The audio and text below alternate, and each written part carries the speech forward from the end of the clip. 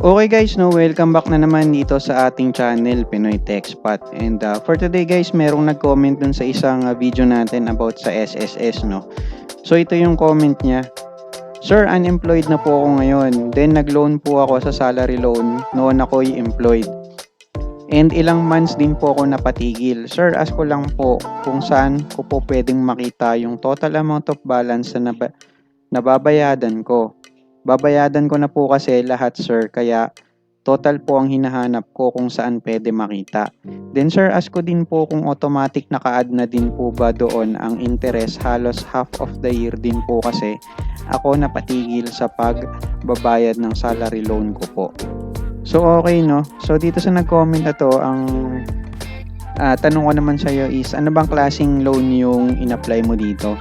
So marami kasing loan na pwedeng i-loan dito kay SSS. Merong calamity, merong salary, and etc. No? Maraming loan na pwedeng i-apply dito. Applyan dito kay SSS. So sa tanong mo kung saan siya pwedeng makita, no? So punta tayo dito sa ating SSS portal, no? Punta lang kayo dun sa mag-login kayo sa inyong SSS portal. And dapat okay yung account nyo dito, nakakapag-login, logout kayo at anytime na gusto niyo, no? Meron kayong proper username and password para ma-access nyo yung portal nyo. So, dito sa portal na to, dito nyo makikita lahat ng information nyo, no? So, based nga dun sa mga dati nating in-upload, no? Kita nyo naman kung paano natin na-check yung mga loans, yung mga sickness benefit na in-apply natin. So, dito nyo makikita lahat, no? Punta ka sa inquiry and then dun sa lalabas na drop-down list, punta ka sa loan info.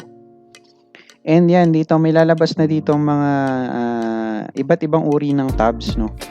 So, merong, yun nga, as sinabi ko kanina, no? Merong iba't ibang salary, iba't ibang loan ka na pwedeng applyan kay SS, no?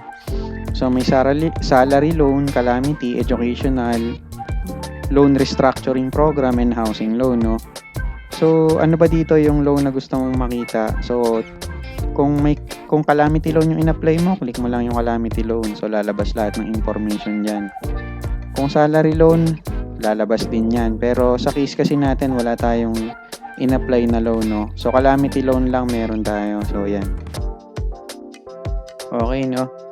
So, kung mapanood mo tong video na to, no, dun sa nag-comment, so pwede kang mag-reply para malaman natin kung anong klaseng loan yung in-apply mo. So basically, ganun lang, no.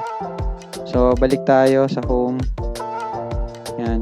So kung gusto mo makita yung information ng niloan mo, punta ka lang sa inquiry.